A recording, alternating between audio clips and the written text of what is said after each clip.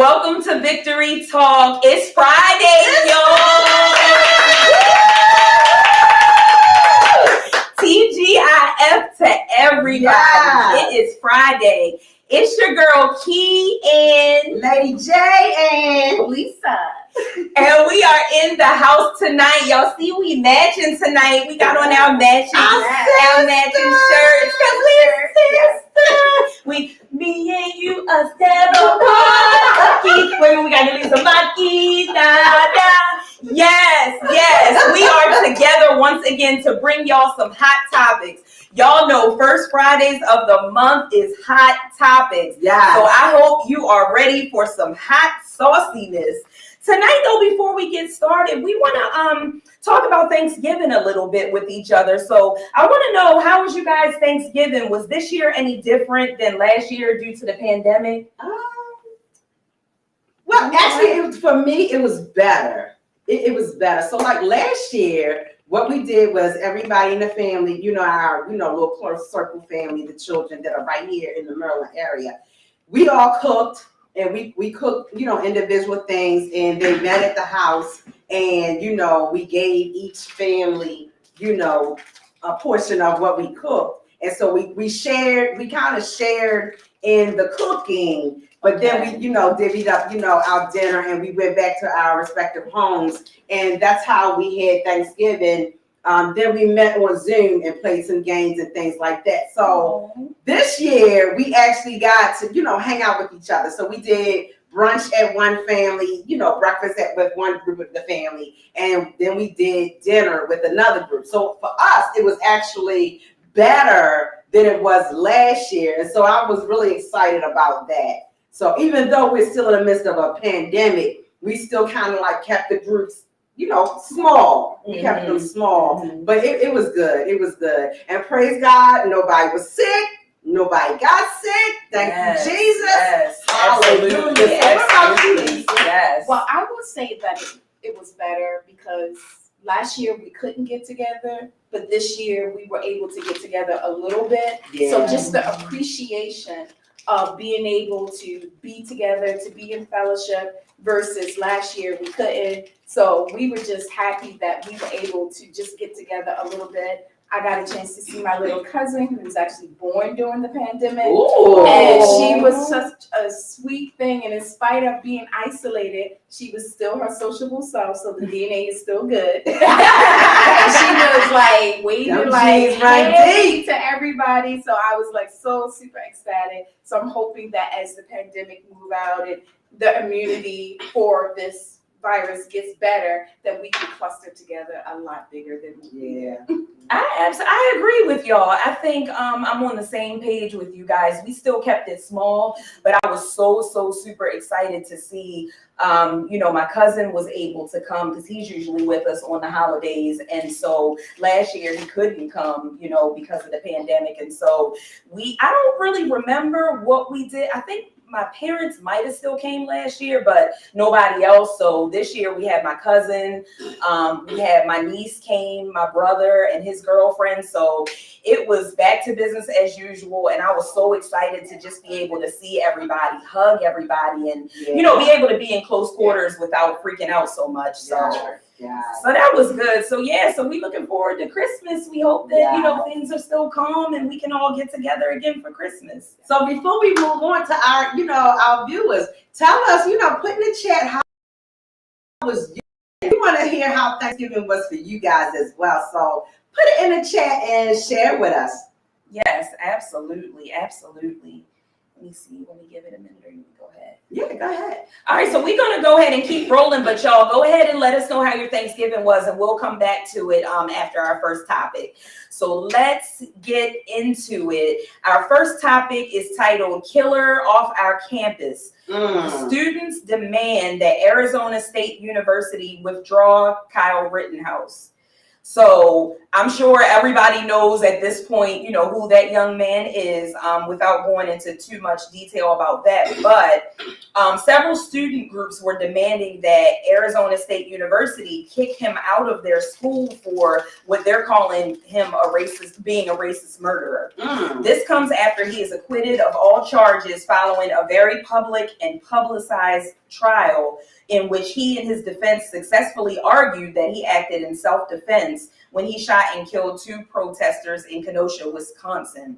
It is being said that even with a not guilty verdict from a flawed justice system, that he is still guilty to his victims and to the family of those victims. So what we want to know is, what are your thoughts on this case? And do you think that them demanding that he be kicked out of school is a reasonable or justifiable demand? Don't be scared. I'm going to, don't be mad at me, but I'm going to say no. I think he should be entitled to go to school. He was exonerated. By people of his peers. So you really can't do that when we have a world full of it. We're not kicking everyone out. We have government officials, people that are sitting at the top of the hill of Fortune 500 companies that have this, type of mentality and actually said some things. So because, of the not guilty verdict, I say, hey, if he wants to go to school, let him go to school. I wouldn't go to school with him, but I say I have to agree with Lisa. And I kind of like, I know the whole, if you on the fence, the devil owes the fence, yada, yada, yada. But I am kind of on the fence with it, about it. However, I do agree that he should be able to go to school. I mean, it is what it is. And we as a people, we as a country, we elected these people to be in these positions. Mm-hmm. And so, we allowed them to make these decisions for us. And obviously, they did not make the decisions that we would have liked for them to have made. However, it's still his constitutional rights. He can let him go to school. Am I happy about it? Do I feel as though that, that he was, the case was justifiably ruled in his favor and all that jazz? No, I don't. I feel like it was wrong. I feel like had he have been of another nationality or another color, I think the outcome would have been different. That's just my opinion. However, let him go to school. He go to school. He go to school. I am concerned for his physical welfare, along with his mental welfare, because he's going to endure some things. He's going to go through some things. Are the people going to be right to lash out? Again, I'm on the fence. I'm really on the fence. However, doing bodily harm, and if anybody, from Arizona State University, if you listening, y'all keep your hands to yourself. Yes. Protest peacefully. Protest peacefully. Yes. But you can't be going and laying hands on nobody. So that's just my thought. That's I don't know. What you think? I agree with the two of you, and I ain't worried about nobody being mad. But y'all know, look, we speak our mind and we keep it real, and this is an open platform. So if y'all out there that are watching, y'all feel differently, please feel free, to chime in. But I think my reasoning about it might be slightly different. I think that I'm trying to be in the mindset of, no, well, to answer the first question, my thoughts about the case, obviously it was wrong. I feel like I'm not going to sit there and say how much time he should have gotten, but I really believe that he should not have just been able to walk away scot-free. Like, at the end of the day, bottom line is you took lives. And, took it upon yourself to pretend to be law enforcement or whatever it is that you called yourself doing, and you took lives, and there are lives that we just can't get back. And so but on the school note, I feel like just like how when our people or whatever color, race, and nationality people are incarcerated, we expect for them to be able to come home, And be return to rehabilitated, society. Yes. and have a second chance at, so it's almost like he just bypassed, the process of serving the time, but he still deserves an opportunity to get an education. And Miss Victoria made an excellent comment as well. She said, when you actually serve jail time, you are allowed to attend school. Let him get his education, and maybe he will learn to make better decisions in the future. Yeah. I hear you, Miss Victoria. We hopeful. However, we are in the advent season. We are hopeful. Yes. However, I feel like wasn't this. even on purpose. I know. But I feel like this. His mama and his daddy should have taught him better before he even got to this age. I feel like, it starts in the house. It starts around the dining room table. It starts when you put him to bed. And he was doing what he knows. I was going to say, I believe in this case. You know what I'm saying? He was doing what he knows. I mean, we're not going to talk about that other case. However, that was a father, a son, and a neighbor. Mm-hmm. And the son learned it from the father. And I'm sure the father got it from his parents. You know what I'm saying? So I just really feel as though it starts in the house. And you know what? You know better, so do better. Another comment. Know better, so do better. Get that comment. Go on, get that. Hey, Sister Harriet. Hey, Miss Victoria. I forgot. Clinton, Brother Clinton. Hello. Hey, Renee. Spence, we saw you too. Hey, Spence and Panetta. What's up, y'all? So we're talking about Kyle Rittenhouse, and Sister Harriet said, well, not well. He is a very young man. His actions, unrepentant, will lead him to a place of horror, disdain, destruction, and much remorse. All right, Harriet. Y'all know Harriet. She don't going play no straight for the listen. dope. Listen. She going straight. She said, beat them all. Beat them all. Miss Victoria said maybe they didn't know any better. I agree. Yeah, to a degree, he didn't know any better, but he should know better. He was what? How old? 20? Was he 26? Wait a minute. How old is he? He's younger. We're gonna have to look up his age. We're gonna have to look up his age. But you know what? At any rate, how old? 17. He was 7. Oh, he's 17. Listen. He was trained for this. He was trained. I was going to say that I believe the mom. I believe the mom actually.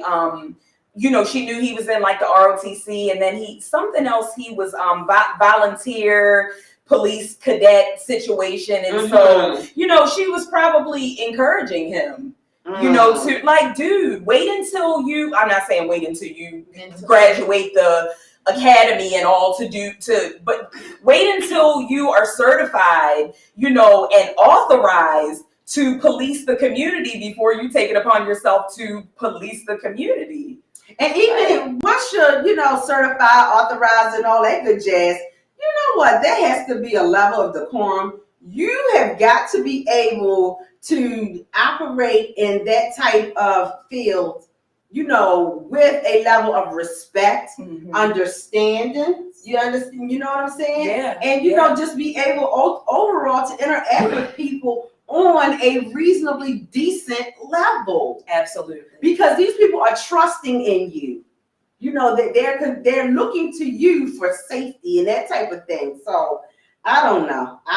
But yes, I think he needs to know better and do better. And I think his mom needs to know. And hopefully he shouldn't. Yeah. So would he be able to get into law He should enforcement not. after this? Oh, absolutely. They'll let him in. See, that doesn't make sense to me. Yeah. So then later on when he chasing down, somebody and doing bodily harm to him or whatever, again, because you already see he already got bodies on him. Right.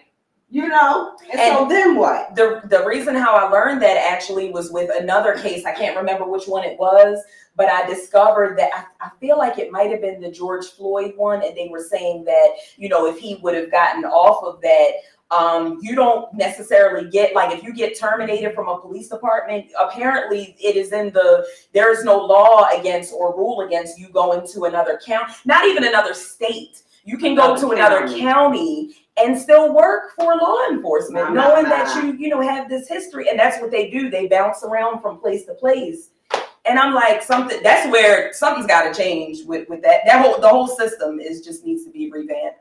Because you should not be able to commit crimes and do these things and then continue to do it to other people somewhere else. Right. Like, I have no doubt in my mind we're gonna see his name again. Yeah.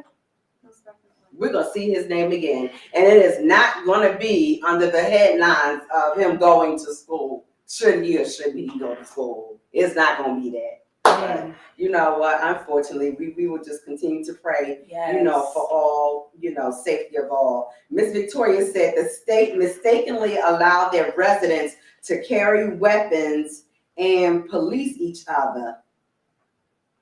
Same as the Trayvon Martin case. Ms. Victoria, unfortunately, you're right. Yeah. You are unfortunately right. So, all right, y'all, let's get on to this next one. Because this is this is interesting, especially since we have some, some college students. And then, I know you know some college students, and I'm sure you know some college students. And we got some college students right here in our church. So this particular one is on a 20-year-old college student dies after fraternity fight night. Friends and family are mourning Nathan Tyler Valencia, who dies on November 23rd after participating in a Kappa Sigma fraternity fight night. According to the attorneys, he had no boxing experience whatsoever. His friends and family not only want accountability, but more than anything, they want to make sure that something like this never happens again. The attorneys added that there was no medical care on site, despite the fact that the event has occurred for years. This has been going on for a long time. This wasn't something that they just started doing. This resulted in multiple recorded injuries. No medical attention, no medical personnel on site. His death comes amid rising criticism around the dangers of Greek life, including protests over sexual violence and hazing that ended in accidental deaths. So my question to everybody is this: should there be a harsher punishment for fraternities that engage in this type of dangerous behavior or events? What do you guys think? I would say yes. Because this hazing, trying to get people to do the far extreme just to get in, just to be a part of, and it's getting dangerous. Yeah. Because in my time, it was drinking hazing. Then you had burning of your skin and going to someone's house and asking for a Band-Aid, and your arm is still smoking with the symbol of the fraternity. You had beating of the paddles and different things like that. Like, a lot of the people who pledged the fraternities and sororities and got in, they will never tell you what it is that they did. Oh, yeah. They would never tell you. So it's supposed to be this code of secret. But I'm like, is it more of a code of embarrassment that you actually lowered yourself to do that just to fit in with the crowd? Yeah. So I think they should. And I think their charter needs to be suspended. Oh, absolutely. Yeah. Absolutely. Yeah. Key, what's on your thoughts on that? I was going to say, for sure, because like Lisa said, this has been going on for a long time, and this is not the first death. This is not the first, serious injury. And my heart just really goes out to, that young man's family, because we send our children off to school to get an education, and granted, we want them to enjoy the college experience. We want them to do the homecoming and the parties and if they want to pledge a sorority or fraternity or play sports or do whatever, but we want them to be able to do these things safely. And we don't want to have to worry about receiving a telephone call that our child has gotten injured, because of some hazing activity. I remember, I was about 8 or 9 years old when my mom was in college, and she would take me to, some of her little sorority activities. And I remember one night they had, I was there and I didn't really know what was going on. And so they had the ladies going into the bathroom and everybody was coming out crying. And I was like, I'm looking around and I'm like, why are they crying? And she, shh, tell me shush. And I'm like, but why are they crying? And then later on, she told me that they had put like a banana in the toilet and they had them go in there blindfolded and put their hand in the toilet and like be squeezing on a banana. And, they thought that it was something else. And so I'm like, okay, things like that, harm. Look, I mean, it's gross if you think about it, but at the end of the day, like nobody got hurt. And so, even when I see the what do you call it? What you were talking about, the branding and the beating with the paddle, like that stuff to me is too much. It's violent. I'm like, why do I have to go through all of that to become a part of some brotherhood or sisterhood? Like, I don't like pain. Not that kind of pain. No. So rather than your big sister is twisted in the head. Yeah, like, I'm not gonna be able to do it. I'm not gonna be able to do it. I just don't like it. I don't like it. I know that well, let me rewind. I think, fraternities and sororities, I think that overall they have some good foundation. They have some good history. Yes. They do wonderful things in the community. I think it's a learning experience, and to have that bond later on in life, I just think it is awesome. I see, what brothers and sisters in terms of the fraternities and the sororities, what they go through, when I say what they go through, I mean what they go through, later on in life, as they're getting together and they're, serving charities and going out and doing, community events and, supporting, this, that, the other. However, the road that they travel to get there, to get to that point is what concerns me. I don't feel as though that's such, strenuous, entry, pieces, what they do to be able to pledge. And I really don't feel as though, why do they have to go through that? All of that, I understand that, you have to do some certain things, to prove your loyalty. Mm-hmm. Or to prove, that it's worth it, because anything worth having is worth working for. I get all of that. But shouldn't there be some different ways? Because through the years, we have heard these kind of stories over and over and over again. Yeah. So shouldn't somebody stand up and say, hey, we can do this a different way? The grad chapters, those who pledge after grad school, mm-hmm. That's a horse of another color. Oh yeah. You know what? You're not getting beat on. You're not, to my understanding, you don't hear, let me say that, you don't hear of it. Mm-hmm. So to me, I believe it goes a different way. But so if they found how to do it differently, why can't, the undergrads do it differently? And what? Some people are losing their lives out here. Yeah. These children, and I say children because especially, the freshman and a sophomore, they're still babies when they get to college. Yeah. In terms of, Absolutely. They are easily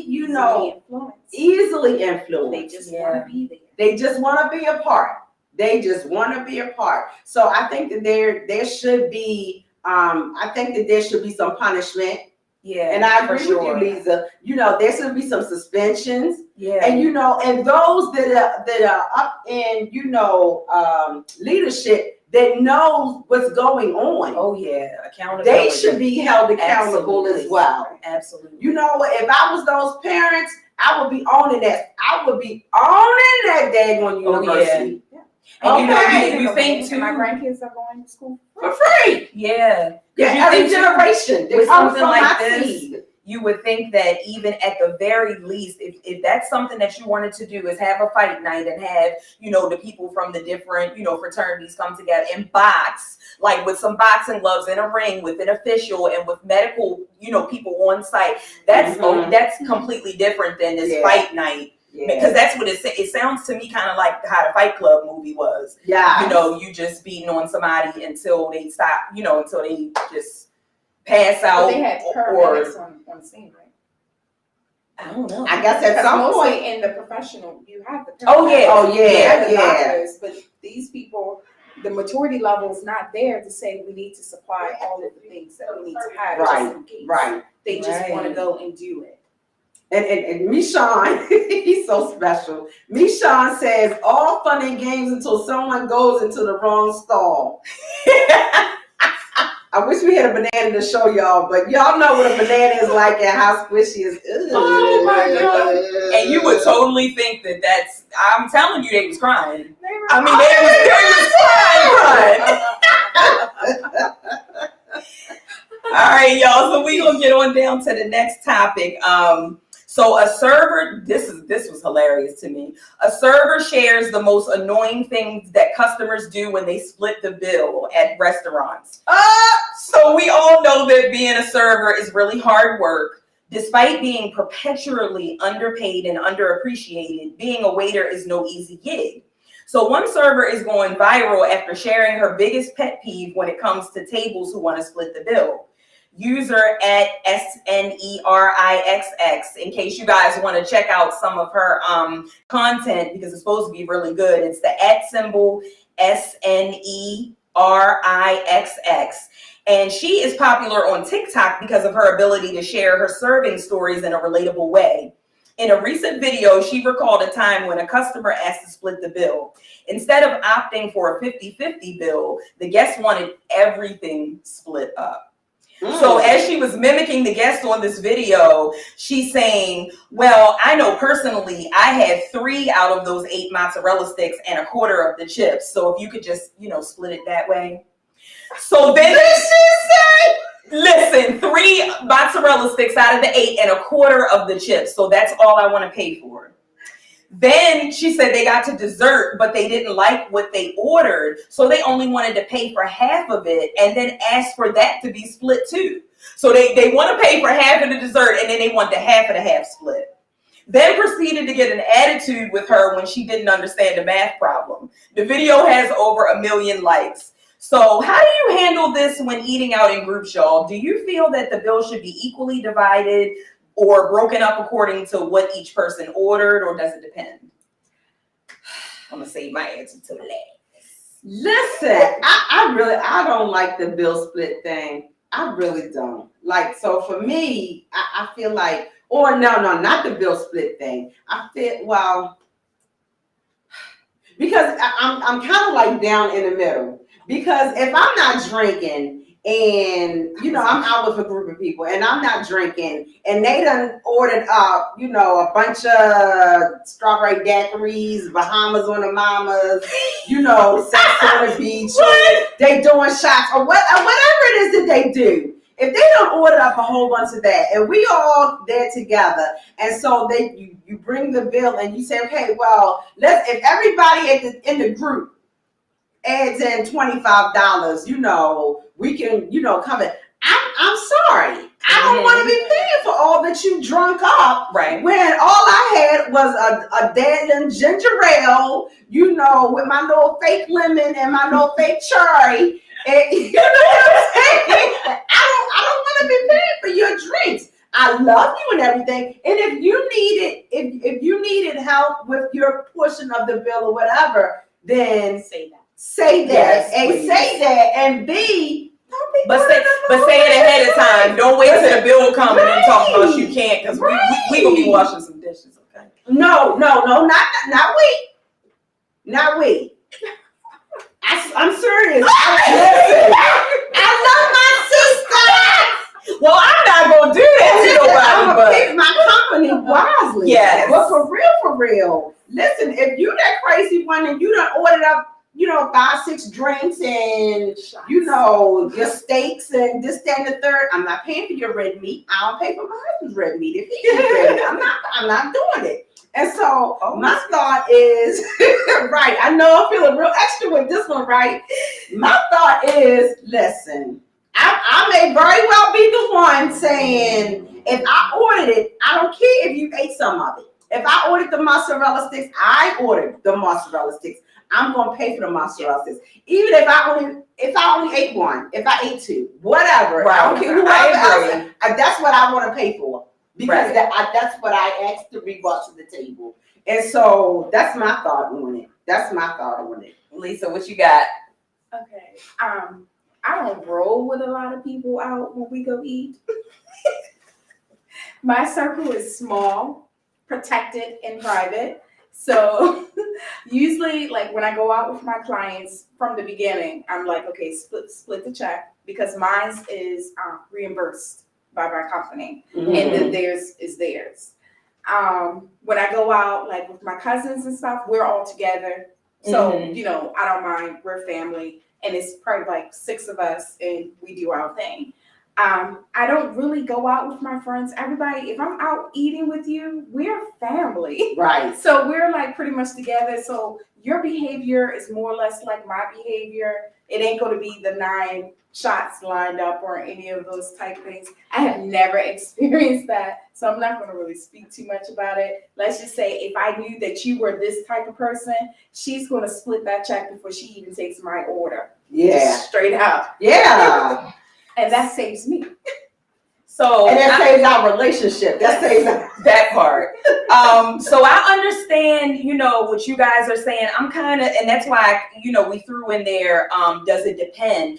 I feel like it depends because, for instance, I went out recently with a group of ladies, and there were a few of them that ordered a drink, but it wound up to be that when they went to split the bill and they told us how much it would be per person, to me, I mean, it was like everybody ordered food and everybody ordered a drink of some sort. Their alcoholic beverage might have been like an extra $3 other than, my iced tea. But everybody agreed it was like $25 a person, and so we were cool with it. But on what you were saying, I completely understand, because alcohol is expensive.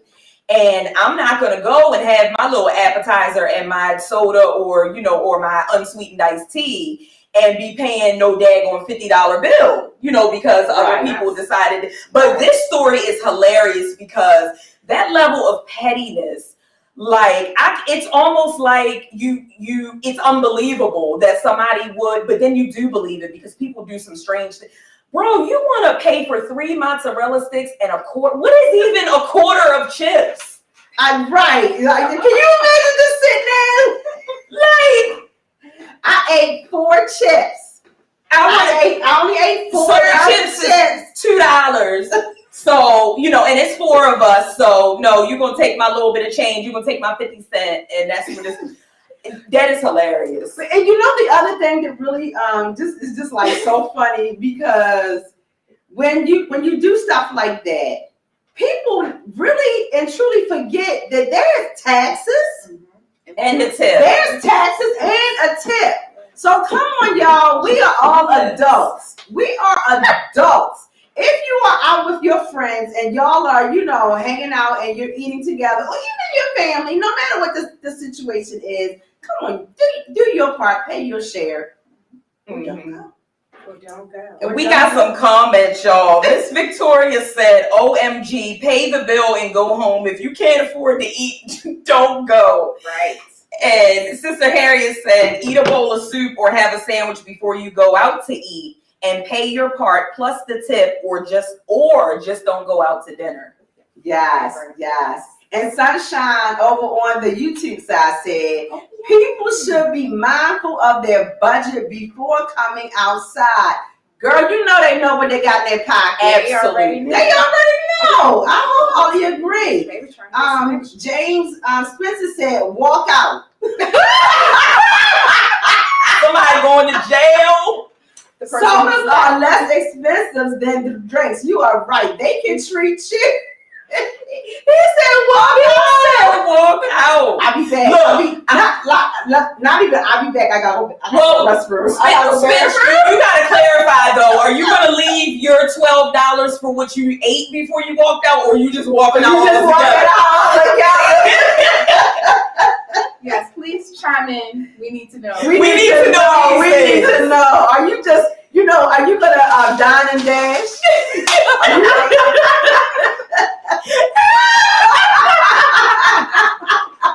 our producer, he just dined and dashed, y'all. Here, cutting up. He's straight up cutting up. Oh my gosh, y'all are a mess. Y'all are a mess. Let's see, we got any more comments over on the other side. Harry is saying, eat a bowl of soup or have a sandwich before you go out to eat and pay your part, plus the tip, or just don't go out to dinner. I think that this is a wonderful topic because, as we're in the holiday season, people get together, they go out, they party, they do this, that, and the third.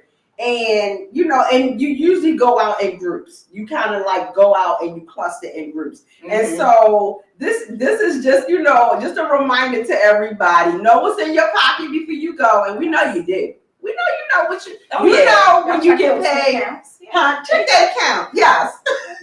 And if you can only afford some mozzarella sticks and water, please just only order that. Or get the okay, like we said. Yeah. If we discuss this ahead of time and I say I got you, then I got you. But listen, please don't wait till the bill comes. I got eat, you got me. Can you get me? I get you next time. You gotta know that I got you. That's right. That's right. All right. Okay, moving on to our next one. This is another one, y'all. This is gonna be another one, y'all. Hold your pants. Ladies, tighten up your wigs. Here we go. We could miss our son's wedding over travel rules. This is a COVID topic. This is a COVID-19 topic. And you guys kind of know that if you've been watching the news, we are dealing with Omicron. Is it Omicron? Is that something the newest? Like that. That's the newest variant that's out here. And so other, countries and, that they are beginning to tighten their travel restrictions. They are closing borders and this, that, and the third. And so every traveler entering the UK now needs to have a PCR test done within 48 hours of arrival and isolate until they get the results.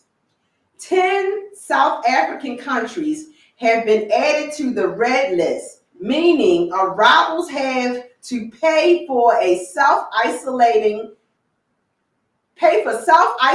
in a pre-booked, government-approved hotel for 10 days. A couple who live in Spain were shocked and upset after hearing the changes were announced on Saturday. Their son is getting married on Thursday. They arrived on Tuesday and are worried that they won't get the results in time to be able to go. The wedding has been planned for 2 years, being planned for 2 years, and they say they understand why these things have to happen, but are not understanding why the rules have to change so quickly. So my question is, with these new variants popping up seemingly out of nowhere and spreading like wildfire, do you think that this approach is overly aggressive? Or is it better to err on the side of caution and do what has to be done to prevent further spread? All right, so what y'all think? You want to take that one? I would say it's definitely erring on the side of precautions, because how did the virus get into this country? It came in on a plane. It came in, and we can say it didn't walk, but technically it did walk. Yes. Right on up into in. our borders, and it started to spread. Hawaii has been implementing this since almost the beginning. Like, you cannot go to Hawaii until you self-quarantine for the 10 days and have the test to make sure you are good. So you might as well extend your trip by 10 days. Yeah. 10 days. But it's just, is something that everybody needs to know that is in place. Mhm. And it should have been announced that, hey, we are heading in this direction and this is what it's going to be. So that Yeah. people who are making plans, this family could have booked their flight 2 weeks prior to make sure that they were covered. So it is a big inconvenience because they also have to pay for that hotel room for the quarantine, which is extra money coming out of their pockets. American embassies around the countries could have told them when they went to apply for the visas into the countries and stuff like that. When you go to get, your tourist visa for the country, they could have said, hey, we're in this caution. Some of the African countries, they're not even processing tourist visas into the United States just because of the COVID situation. A lot of that has been, backburnered, where you can go there, but they can't come here. Right. So, yeah, that's how I feel. I think I agree with that. I feel like it's really unfortunate, that this happened to this family. And I pray sincerely that they don't have to miss their son's wedding because, when we plan for things, we don't plan for something like that, like natural disaster type, pandemic type situations to happen. But I think people need to also keep in mind that just because things seem to be getting better, just like this whole lax and this comfortability with the not wearing masks, oh, I'm vaccinated, so I don't have to wear a mask, type situation. The same thing with that. We have to retrain our brains and recondition ourselves to understand that this is our new normal. And in the fall and the winter, things could take a turn for the worse and go back to, the way. So in my mind, if I'm planning, first of all, I'm probably not going to plan to travel in the fall and winter months, period. Right. But, if somebody is having an event that, I feel like I must attend, I'm automatically going to start thinking in my mind in the summertime, okay, what, things do I need to put in place so that I can make sure that I'll be able to still go. Right. It's just. So my thought is, our kind of question, the couple getting married lived in Spain, right? Yeah. So I'm wondering, did they have knowledge of what was going on or what was to come and could have shared that information? Was it, and I know that, doing things like changing your wedding date and this, that, and the third, is not necessarily easily to do. But I do believe in this season of which we're in, vendors and, venues are a little bit more compassionate, a little bit more understanding. Is it possible that they could have, made the adjustment on their end so that the people that were traveling in, would have that time of quarantine? And to be honest, I would want to quarantine. Sure, I agree. You know what I'm saying? Because you're traveling from, wherever you're coming from, and you are on a plane, and the close quarters, right? I'm sorry, I see people flying and everything right now. I can't do it. Recycled air. Right. And so, I would want to quarantine. And then, so I just kind of wonder if the couple could have, thrown up the red flags for their family or friends. They may not have known what the traveling, being so they were not traveling. Yeah, it sounds like they kind of got shocked. Whatever country you're going to, you get the rules. Right. But I think just to be on the safe side, anyone who's traveling abroad needs to find out what the country they're going to regulations are, because this is our new normal, and we need to know what basically what your rights are, what to expect. We're not done with this yet. And wasn't there a young lady, and I really pray that they adhere to the restrictions and follow the guidelines, because I do remember, I believe it was last year, there was a young lady who was going to her boyfriend's some kind of sporting event. And she was told, I think that both of them were told to quarantine, and they left quarantine before they were supposed to. wasn't there some charges filed against her? Wasn't she being held as something another? And so I do believe. Can you look that up?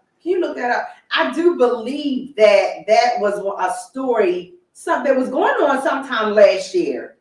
And so I think it is important. Let's see what the viewers have to say about this topic. So Sunshine says, do what has to be done to prevent future spreading. That Omarion, laugh out loud, is already here in the U.S. Yes, it is. I did hear that it is already broke out borders. Yes. It is not only in the U.S., but Governor Hogan announced today that the first 3 confirmed cases in Maryland today. And so I'm not reading Miss Victoria's comment because that's you guys. She said stop spreading germs. Oh my God. She said some more stuff, but it's rude, so I'm not saying that. Wayman Wallace said 10 days is good. They should stay away from everybody involved in the wedding. That should be common sense. Zoom the marriage ceremony. Better safe than sorry. Yes. All right, y'all. So we winding down on time a little bit, and we want to try to get these last 2 in. I don't know if we're gonna make it to the last one, but we're gonna make it to the last one because we like to end on a good note, and this one is a little heavy. So our next topic is Michigan high school shooting leaves 3 students dead. Now it has been updated to 4, unfortunately, and a 15-year-old suspect in custody now charged. In that crime. A 15-year-old student at a Michigan high school was taken into custody on Tuesday after allegedly shooting and killing 3 students and injuring 8 others, including a teacher, according to the Oakland County Sheriff's Office. The deputies were able to apprehend the student within 5 minutes. They believe he acted alone and he was not answering questions at the time that we were doing our research, but we have some updates I'll give you in just a second. A search warrant was executed. The parents didn't want their son talking to authorities and have hired an attorney. So y'all, this was disturbing.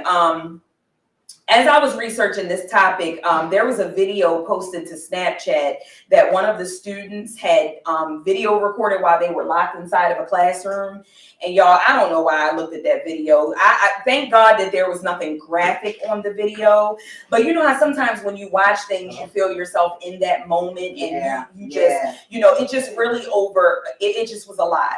So there was a knock at the classroom door. The kids were, hunkered down in the classroom, and there was a knock on the door. And so the person was telling them that it was the sheriff's office and telling them to open the door. So the teacher replied back and said he didn't feel that it was safe for them to do so.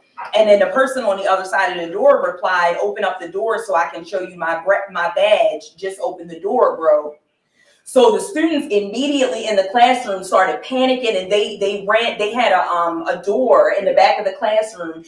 They flew out of the door because all you could hear was somebody say, "He said, bro. He said, bro. It's not the police." And they ran out, and it was crying and it was screaming, and thank goodness nobody got trampled. But just in that whole moment, my emotions were running high because I'm like, those poor babies. They had to be terrified. In that moment, and so.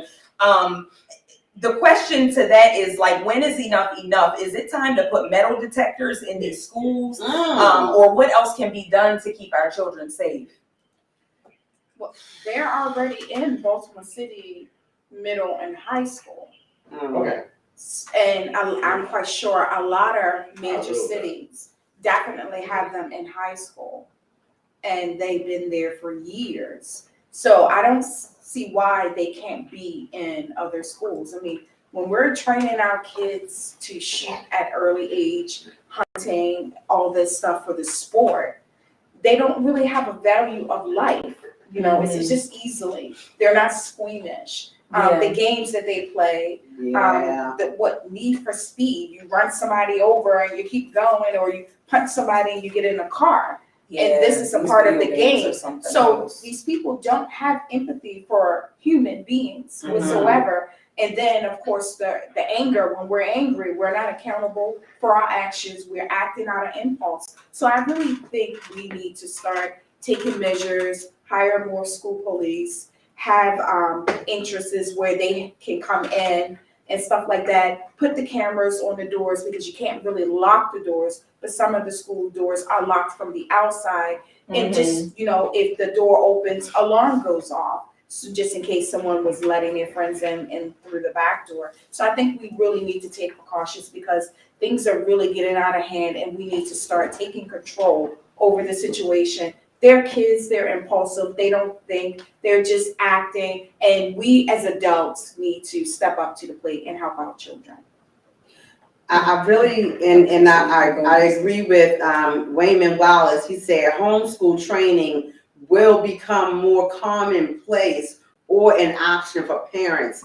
And I really think that we're coming in a society where, especially after, parents seeing how their children do during the pandemic, how they did during the pandemic, being at home, homeschooling.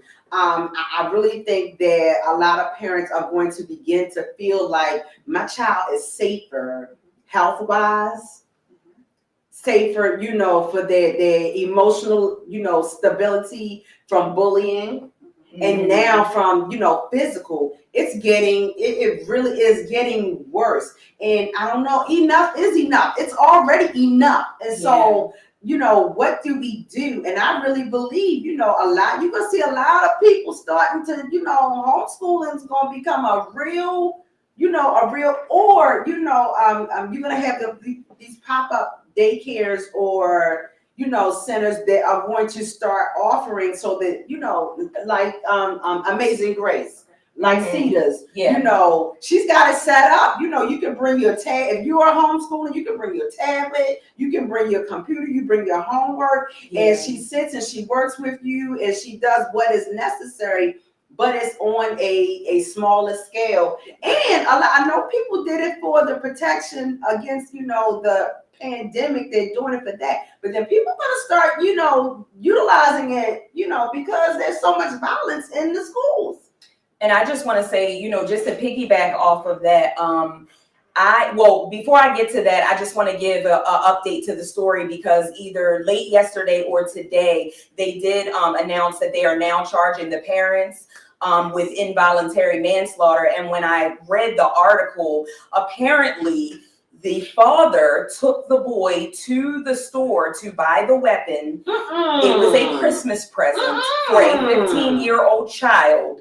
And the mom was texting the boy back and forth that morning. And she literally, because when the police come in and do they come in right away. They sweep the house. They take computers. They take phones. They take everything. The mom texted the young man 15 minutes before he did that and said, "Ethan, please don't do this." So what you're telling me is that she knew. What I'm getting is that she knew that she either knew what he was going to do or she knew, that he knew something was wrong. She knew something. She knew something was wrong. Could have been placed to prevent this. Yeah. And they said, one of the teachers said that they reported to the office. I don't know if this was that day or prior to. They reported to the office that on his school computer, he was searching up ammunition. So I'm like, all of these pieces of the puzzle, it's just crazy to me. And so I'm glad that the parents are being charged because I don't know if this will make somebody else think twice but the parents need to be more responsible in these cases. Yes, you might not know that your child is planning on executing something like this, but you know that you bought them a weapon or you know that you have weapons at home that are not secured or that the kids know where the key to the cabinet is. And on the note of the metal detector thing, you have so many people saying, "Oh, they shouldn't feel like animals. They shouldn't feel like criminals." Okay, well, my 9-year-old daughter is traumatized every time they have to have an active assailant. They call it training at school. She's traumatized, and she comes home and her stomach is in knots, and she feels sick and she's terrified. So I'm like, if we got to put a metal detector in order to keep them safe, then they got to walk through a metal detector. I don't care by any means necessary. Is how I feel. I see the metal detector is the same precautions as you do for the house alarm that you have in your house or in your car. It's no different. It's it's for the protection and the safety. Oh, wow. Absolutely. But I think definitely we can use some more school police. They need to be trained. We need to bring the guidance counselor back to the school. Some of these kids have mental health issues. I mean, I'm all for the home schooling to a certain extent, but some kids don't know social cues if they don't interact with other kids. And then that's a whole nother set of problems where we may end up with someone who can't connect, feel rejected, and then run off the page doing God knows what. Absolutely. I do want to say, I feel like, because I think it's important to and I pray that whoever the attorneys are that will argue this case, that they will take note of the fact of what he said. I'm with the sheriff's department. You know, he didn't just, come up with that off the top of his head. That's pre-calculated. Absolutely. He practiced that.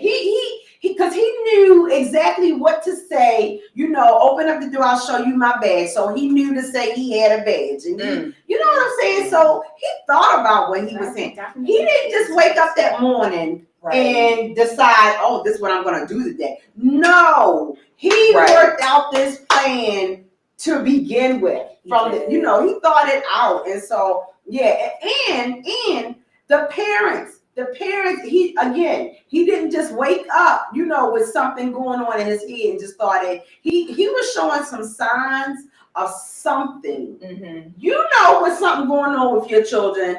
My babies is grown. The oldest being 36 and the youngest being 22. They grown. I can tell when I answer the phone. I can tell when there's something wrong by what they say in a text message. So you know your children. Absolutely. Yeah, so that's my thought on that. Do we have any comments? I know we're at the top of the hour, but I just want to make sure that we get everybody's stuff in there. Miss Victoria just said, ban the stupid TikTok challenges. There are too many followers. And she said, I wish I could homeschool my grandkids. I would have to go back to school myself and have a degree. No, I don't think you have to homeschool you. They give you the curriculum. Yeah. So if you're volunteering, I'm saying, I got 3 over here. Listen, we can round them up for you. Right, Sam got 2. Mishan said, unfortunately, you will have the parents that say no metal detections because they don't want their kids feeling like prisoners, and instead them looking at their safety. Yes. And Wayman Wallace said, yes, premeditated. I agree, brother. That was definitely premeditated. And Sunshine over on YouTube said, so she knew her child needed help and didn't help. Yeah, she knew her child. And so she set him up for failure. Yes. She allowed him to walk into that situation because obviously she knew something was going on. But even before that, the father buying a 15-year-old gun for a Christmas present, like what? He might be kind of late because they usually get it like 9. I don't know, but the father gave him a license to kill. Y'all knew something was going on with that boy before he got that gun. And Michonne and I actually had a conversation earlier about it too, and he was saying that they should get a harsher punishment than involuntary manslaughter. Yeah. He said just like the young man that ran over Officer Caprio some years ago, his 2 friends that were with him got the same charges that he got. Charged these parents with more. It wasn't involuntary manslaughter, it was murder. Yeah. So let's call it what it is. And if you start making an example, they do it to us. You know what I'm saying? If you start making an example, some of this foolishness gonna come to a stop. And for all the judges who don't believe that swift penalties should be happening for these gun charge violence, especially in the schools, we need to vote them out. Vote them out. We have the power to do so. We have the power. Right. Get their name.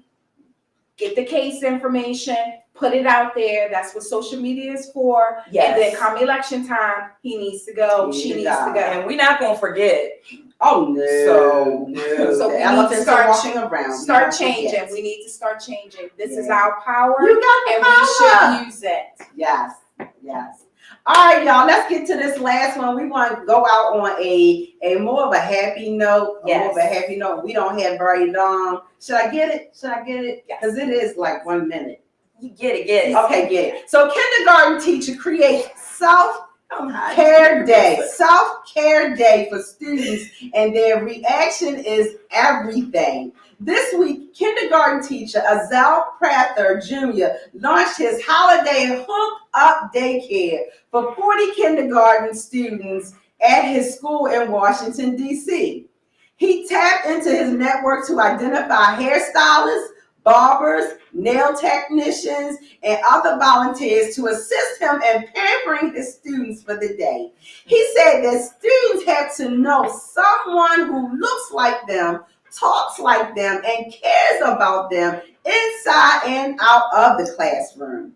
He shared that the parents were extremely grateful. Some of them don't have the resources, while others may not have the time. He and his team performed makeovers and had a visible impact on the students. I wish I could have seen that. I know that it was amazing. As a 4-year kindergarten teacher and the executive director of the Prather Foundation, his mission is to provide young people from underserved communities with the resources they need to become successful teachers. This truly is an awesome story. So what do you think? What he did for the children, and do you think that there should be more of these things occurring in the school settings? I think so. I think love it it. was so I awesome. love it. And I say anybody who's a photographer, join in on this. Let these kids get some photo shoots so that they can remember this moment for the rest of their lives. Yes, I think it is so awesome, y'all. And if you have to look it up, because they had posted a couple pictures of like the little girls with their braids, and the guys with the little, I mean, these are kindergartners. So can you imagine how important and special and grown up they felt to be able to be pampered? Yeah. Like, in the school building. Like, it's really amazing. And we do need to do more of that, those types of things. These are the types of things that we want to hear about. Yes. So big ups to what was his name? Azal. Mr. Azal Prather Jr. Absolutely. Yes.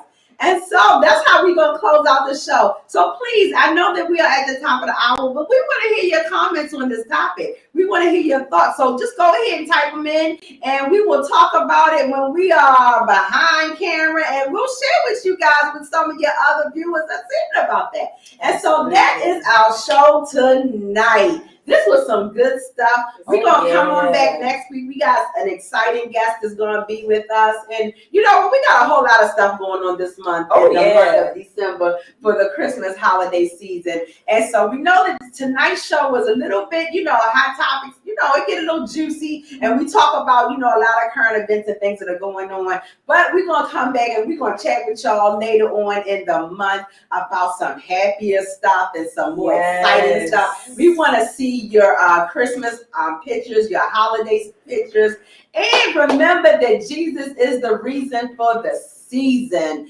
And so we are just excited that you stopped by and joined in tonight with Victory Talk with my girl Key and my sister Lisa. And so we are looking forward to seeing y'all next week. Same place, same time.